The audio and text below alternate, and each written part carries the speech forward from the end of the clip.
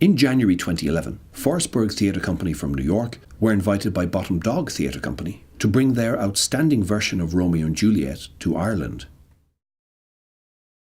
This is their story.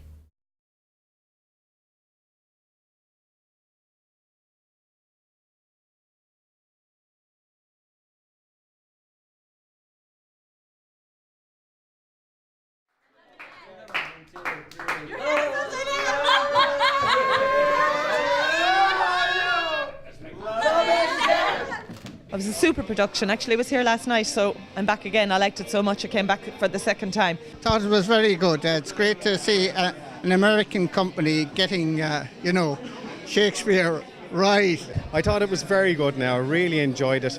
I thought the cast of 6 came across very well in changing their characters.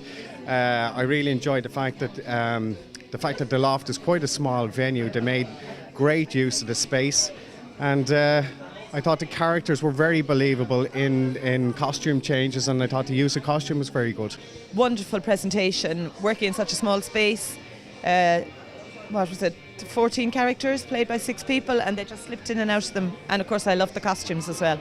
I thought it was absolutely tremendous, absolutely fantastic. The talent which was displayed here tonight here at the Loft was just really, really fantastic, and I think there's great credit due to Bottom Dog for actually doing the collaboration with the American Theatre Company and bringing them to Ireland. I think it's great. It gives a great opportunity for groups around the country to collaborate with other American companies, and I think it's great to see what they're about, and for other Irish companies to possibly head to the US as well.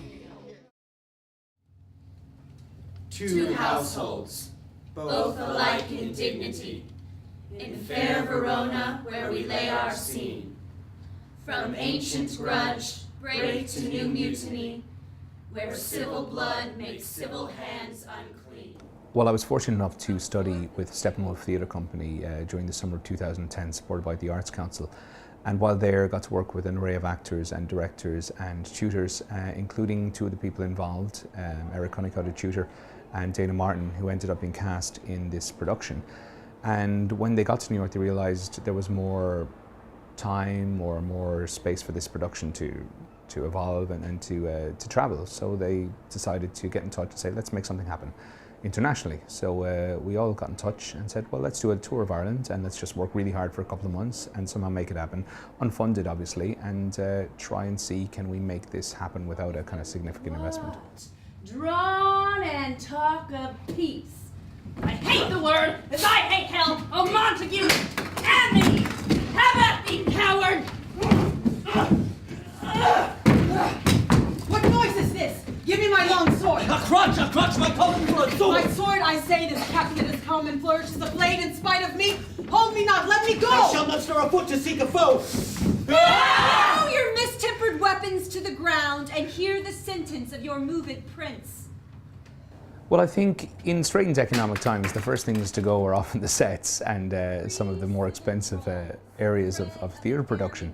And as much as I love to see well-furnished productions, a lot of the time, if you focus on the actors, which is what they've done, 6 wonderful performers who just happen to be from across the ocean, producing a wonderful text by Mr. William Shakespeare, which kind of goes without saying, and using their inventiveness, using their energy, using the charisma to create something really engaging, something really intelligent as well, and very inventive in terms of the use of costume and the doubling roles that they do.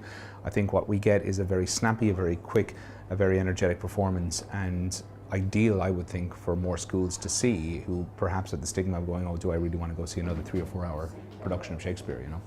It's a challenge, certainly, but it's also a lot of fun to try to get to the heart of the story. And I guess you start there. What do you really need? What's important to make the story make sense to the audience, for the actors to have a complete journey during the show?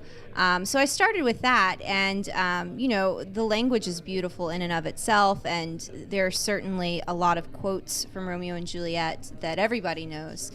So you can't really cut, "Oh Romeo, Romeo, where art thou, Romeo?" I mean, you kind of have to stick with some of the stuff. Hi, me. She speaks. Oh, speak again, bright angel. Oh, Romeo, Romeo, wherefore art thou, Romeo? Deny thy father and refuse thy name. For if thou wilt not, be but sworn my love, and I'll no longer be a Capulet. Shall I hear more? Shall I speak at this? 'Tis but thy name that is my enemy. Thou art thyself, though not a Montague. What's Montague? 'Tis nor hand, nor foot, nor arm, nor... You know, we knew it was going to be a small space. I think it shocked all of us when we saw the actual stage. But I mean, everybody, we came in early, we adapted, and we didn't have to change too much for the space. A little bit, we had to condense a little, I guess. I think that for me, in a certain way, when you have the audience that close, it sort of more and more it breaks down the wall between you and them. Because I mean, there is no wall, but you know, it's more, for me, it's more of you're taking them on the ride with you now for real, because it's so intimate, it's so close. So the bigger ones are actually scarier for me. Have Romeo slain himself? Oh, Tybalt! Oh, the best friend I ever had! Oh, courteous Tybalt, honest gentleman that ever I should live to see thee dead! Is Romeo slaughtered and is Tybalt dead? Tybalt is gone, and Romeo banished. Kyle and Alyssa played Romeo and Juliet. You're American, obviously. How challenging is it for you to take on roles which are so famous, Romeo and Juliet, and, you know, do it in first of all, a pared down context, but also from an American point of view? I mean, Shakespeare is something which is considered to be quintessentially British, and I mean, you've obviously added your own touch to it. I mean, how difficult was that, and where were the challenges? Coming into it was a huge challenge, and of course Shakespeare is such beautiful language, and it's known as something pretty scary to do because it's been done so much, and there's so many great productions of it that you hope to be just as great as any other. But coming into it was very challenging, but then once I got here and worked with everyone in this cast, it became so much fun. And I think we lost all the worry to be great or to screw it up. And working with Juliet, she's such a great actress. It's been more fun than anything or any worry. And so, gosh, I just think it's been way more fun than scary at all. It is a lot to tackle that text because there is so much there, and everything that you say is truly important. And so a lot of it was of just dissecting the text and working through that and working with Sarah.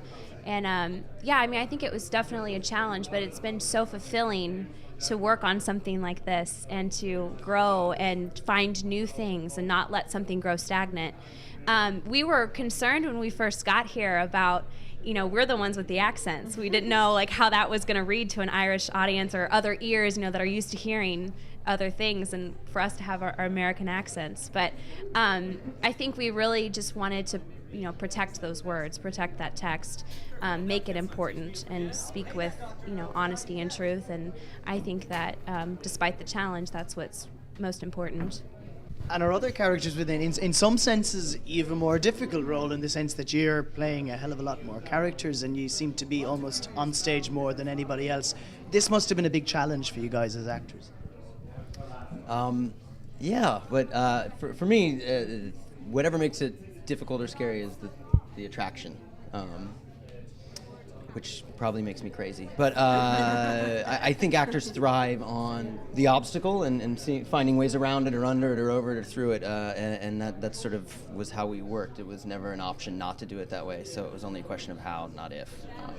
But it's great. It's great fun to switch from somebody, and a very physical show, which helps a lot, you know. Well, I guess the challenge was to be very distinct and specific with every character, and to figure out where the character lived and how the character moved and what the character wants and what the character what the actions the character needs to play, how the character speaks. And so once I was able to dissect those for all three of the characters, then they became clear and distinct to me. We did a lot of improvisation with using our characters and each other to discover physicality and the emotional life of the character. And then we added the text on top of that, and then tried to really just figure out how to switch physically and emotionally with no gap in between. So it was very challenging, but it's also a lot of fun, you know, because it's make-believe. And so it's fun hopping from one person to another, just like we did when we were kids. Shall die, take him and cut him out in little stars, and he will make the face of heaven so fine that all the world will be in love with night and pay no worship to the garish sun. Oh, I have bought the mansion of a love, but not yet possessed it. Well, it's been fantastic. I mean, we started off in Kilkenny. It was our very first show, and the Watergate Theatre holds 320 people, and it was sold out. We had a lot of schools in who were very interested in seeing Romeo and Juliet, and certainly seeing it being done by Americans as opposed to maybe British or Irish companies, seeing their take on it. It's a very slick production, only lasts 80 minutes long. They've cut some of the, in their minds, redundant text and created a very visceral, energetic performance, which everyone has agreed has just been a fantastic production. So I'm very proud of the work they've done, and hopefully this won't be the last time we'll see them on our shores doing this work. It really truly has been an amazing experience for us to get to come here, and I think theater is a very universal thing, like Eric was saying, and I think that's a universal language that everyone speaks. I have to say, our first night here, I mean, despite being jet lagged and, you know, tired and cranky, whatever, we went to an Irish bar, little pub in Kilkenny, wasn't it? And it was just a bunch of people singing traditional Irish music, and they were getting up there and just speaking from their heart, singing from their heart, and it was such a humbling experience to be in that environment, and it was such a great way to start this whole process, this whole project in Ireland, was to sit there and be immersed with that.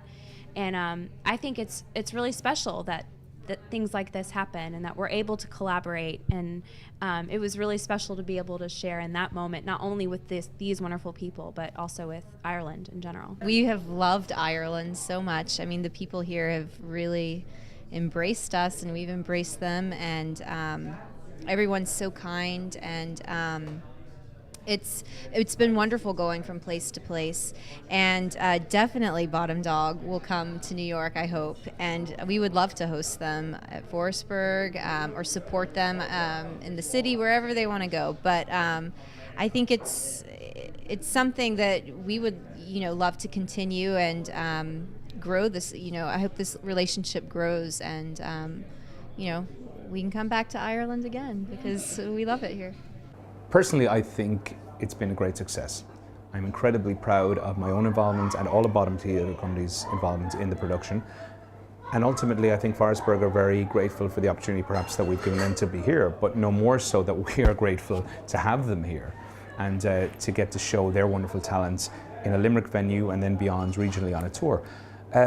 Whether it's a coup or not, I'm not sure, but I will certainly say that a lot of work has gone in from our end, a lot of work has gone in from their end, to make something collaborative. And I think theatre in its very best elements is collaborative, be it between director and artist, or artist and actor and designer, and all those things. For us to be doing it across an ocean has been such a gift from an artistic point of view, and also from a pure commercial point of view. We get to bring a unique product to audiences who want to pay for it, and hopefully that will pay for itself. 1, 2, 3.